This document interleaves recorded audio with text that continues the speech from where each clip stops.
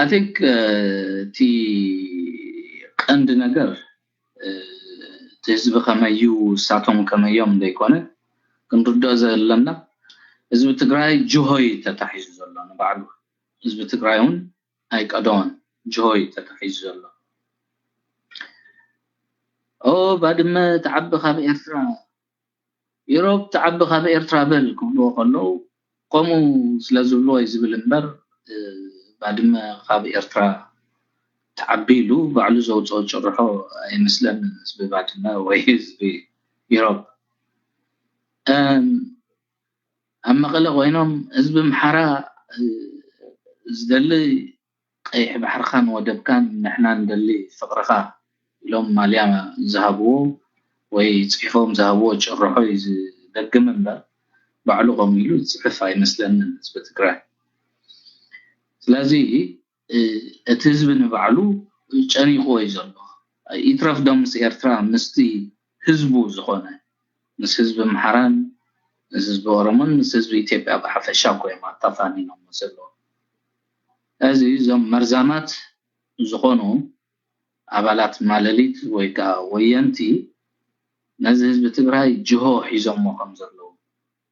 ኢና ክንሓስብ ዘለና በርትድ ህዝብ ትግራይ ناتو ريتو ويناتو اتحسسوا ايكونن تي زلو قطاي تግራይ ايكونن بعد نباد ما يحزو بعد ما برت زلوو مريتي الكابت مصيقه قتكوس زتقربه سراويت عزاز زلوو يزلو زخا ويانا مالتي ويانا وحيل مالتي ስለዚህ ዝሓይል እዚ ስለዘሎ ኣብ ቋሕቋሕ ተኣትዩ ካልእ ነገር ከይመጽእ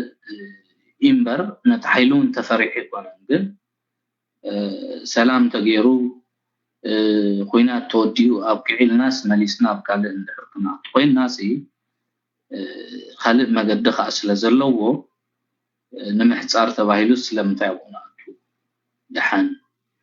ተባሂሉ እቲ ቆም ተባሂሉ እምበር ህዝብ ትግራይ ከኣብየና ማለት ኣይኮነን ህዝብ ትግራይ ሎም ተኸይድካ ስታይ መቕለካ ወላ ሓንቲ ገበር ኣይኸን እዚ ግን እዚ ተሮሪስት ዝኾነ ዝዓጠቃ ሓይሊ ኣው ዘሎ ጠፊኡ ከጥፍ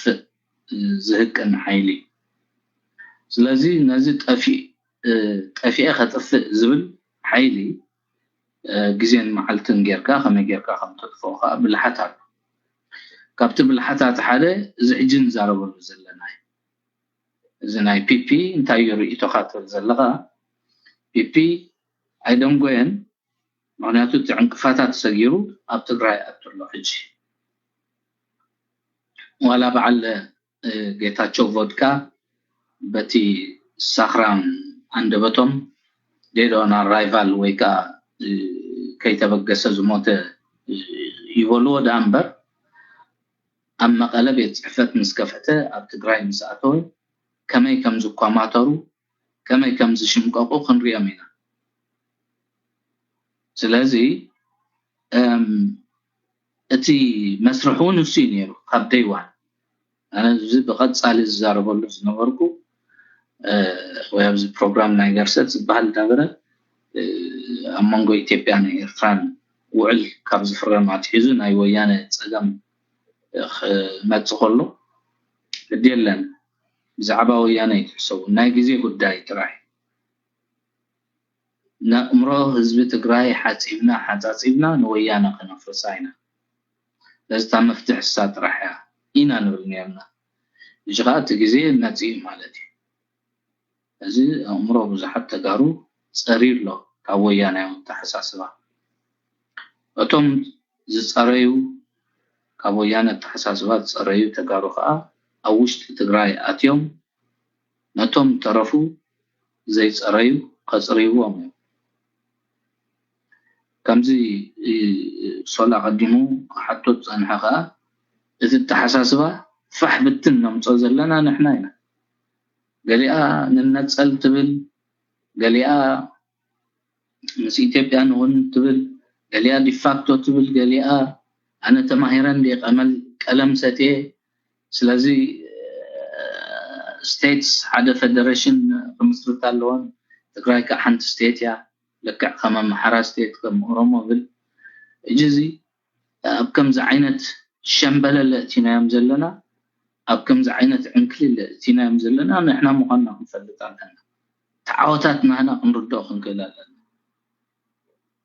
اجي تمليسنا نزع عاوتات الزقه يستمرنا مليسنا خالق نحسب دونغيو قلتيفو كم زخوينو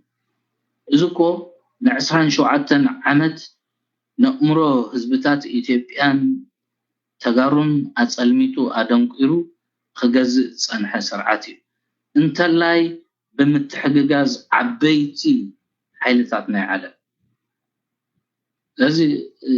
اتي ابو سريتو تصنح كاي نغرات قليل نغر غيرنا يوصل مالليتاو تحساسبا عليتاو تحساسبا ناي بهر ناي زر تحساسبا ناي هيمانوت ناي مفللاي ناي منقاط تحساسبا كاب حزب تግራይ حليفو اب حزبታት امحرا اورومون كلهم حزبታት ኢትዮጵያን سريتو ቆይ እዚ ሕጂ ፌደራሊስት ሓይልታት እናበሉ ዝጀሃሩሉ ዘለዎ ሓይልታት ባዕሎም ዝፈጠርዎም እዮም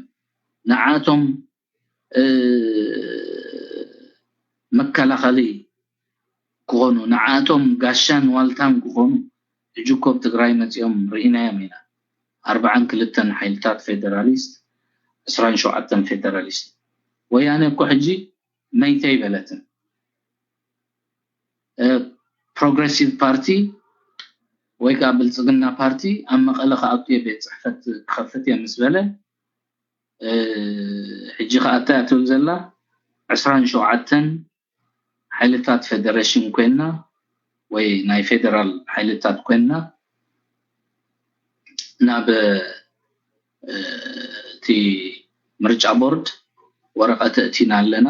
ኣብ ሙሉ ኢትዮጵያ ክንንቀሳቀስ ሕጋዊ ተፈላጥነት ክንረክብ ይላላ ስለዚ እዚ እንታይ ማለት እዩ እንድሕሪልና ኒ ፕሮግሬሲቭ ፓርቲ ወይ ዚ ፕሮስፐሪቲ ፓርቲ ፈትያ ከይፈትወት በፍንጫ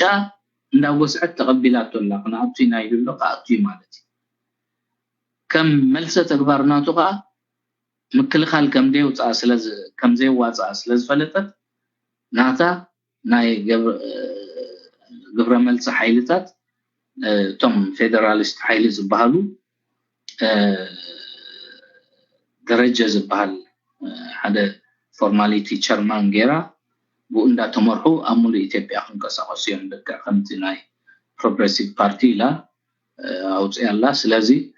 እዚ ንዓይ ዓብይ ዓወት ዓብ ሓጎስ because the progressive party ፈትያ ከይፈተወት በፍንጫ ተቀቢላቶላ መቀለቅ ኣብቲ ጽባሕንጎ ኦፊሳት ክፈቱ እንሪና the rest is history ትሕስቦ ናይ እምሮ ዝበልናዮ ኣብ ይዝመጽ ማለት እዩ ስለዚ ሲ ትንብሎ ትንደልዮ ኩሉ እንዳኾነ ዝኸይ ዘሎ ንሕና ጥራይ ዓቅሊ ምስባብ እዚ ተሃዋኽ ዝባዕላው ትንተና ንዘይብላ ሓይሊ ምሕያል ንዘይብላ ዓቕሚ